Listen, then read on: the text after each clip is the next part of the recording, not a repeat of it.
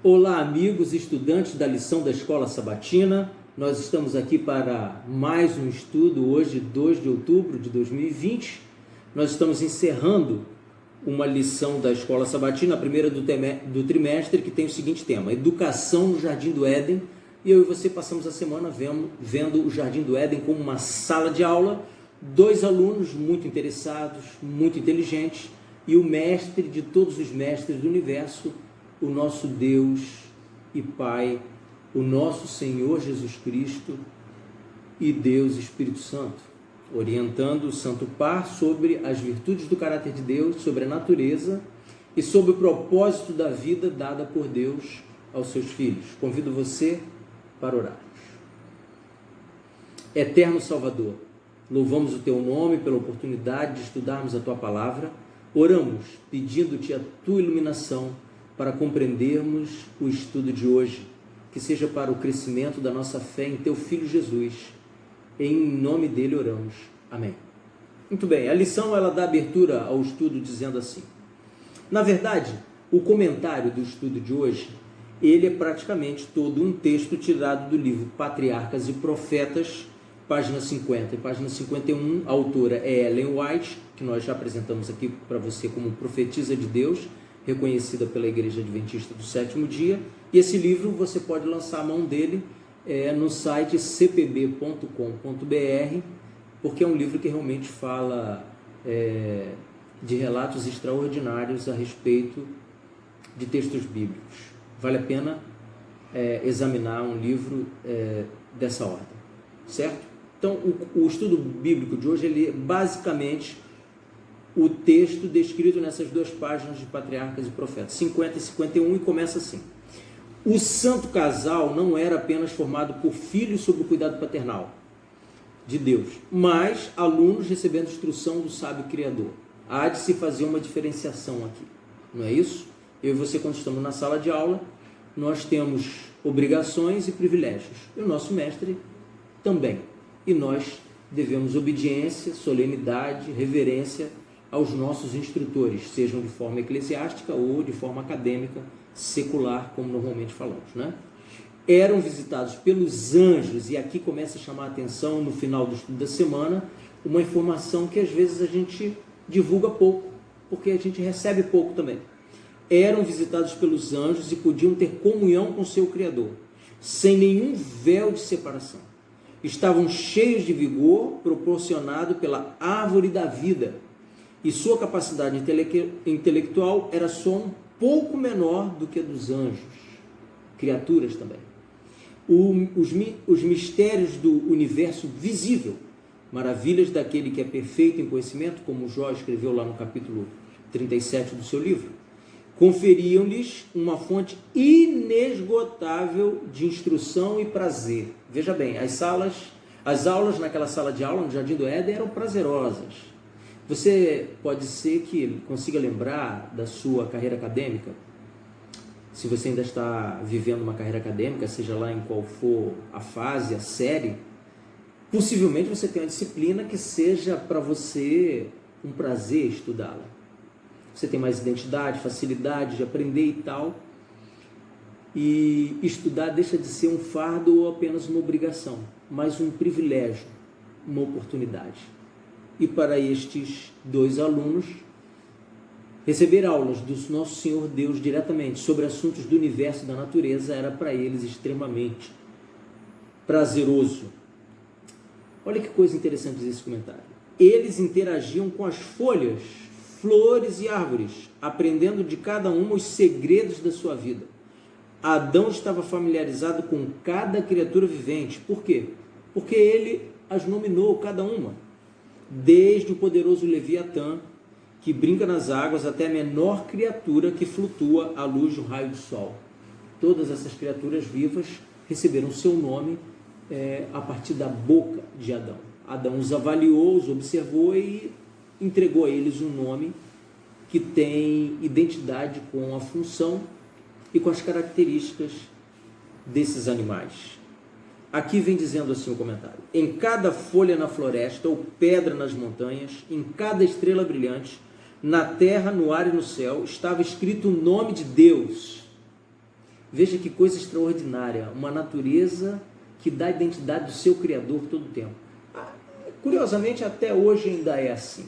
Eu não sei se acontece com você, comigo acontece muitas vezes, e com pessoas que eu conheço mais próximas também acontece. De você, de repente, se ver numa parte da natureza que você comumente não está, talvez no mar, talvez na montanha, na serra, etc. E os nossos olhos repousam sobre a beleza que está diante de nós. Mesmo depois de 6.000 anos de caminhada desse mundo, dentro da história do pecado, nossos olhos ainda conseguem ver uma beleza especial, em alguns lugares maravilhosa, ímpar, como um sinal da mão do Criador nesses locais. Não é isso? A ordem e a harmonia da criação lhes falavam de sabedoria e poder infinitos. Sim, a ordem dos astros nos céus, das estrelas, as suas movimentações orquestradas, o surgimento e desaparecimento de nuvens e tantos outros eventos da manifestação ordenada da natureza do universo, criada pelo Deus eterno. Não é isso? Realmente nós estudamos durante a semana que, embora esse casal tivesse tanta proximidade, intimidade e liberdade com o Criador, em algum momento da história eles escolheram mudar de mestre ao aceitarem a sugestão de Satanás através da serpente de que Deus havia falhado no seu caráter em relação às informações que passou para o Santo Par. Não é isso? O comentário do autor da lição para hoje diz assim: os anjos haviam advertido Eva de que tivesse cuidado de não se afastar do esposo enquanto se ocupavam no seu trabalho diário no jardim. Coisa curiosa, né? É uma anotação que está no livro Patriarcas e Profetas, páginas 53 e 54. Aqui o texto segue dizendo: pois juntos dele estaria em menor perigo de tentação do que se estivesse sozinha. Contudo, distraída em sua agradável ocupação, inconscientemente se afastou de Adão. Percebendo que estava só, sentiu uma sensação de perigo, mas afugentou seus temores, entendendo que possuía sabedoria e força suficientes para discernir o mal e resistir a ele. Desconsiderando o aviso dos anjos, logo estava olhando com um misto de curiosidade e admiração para a árvore proibida. É mesmo assim, é aos poucos que o pecado mina a nossa resistência e vigilância. É quase que sem maldade. Então, eu e você precisamos ter humildade suficiente para estarmos em companhia daqueles que podem fortalecer a nossa fé. Tá certo? Divido com você também um outro comentário a respeito do estudo de hoje, que diz o seguinte: então a serpente disse à mulher: é certo que não morrereis. Mas não foi isso que Deus havia dito na sala de aula. Deus havia dito que eles certamente morreriam se tomassem do fruto da árvore proibida.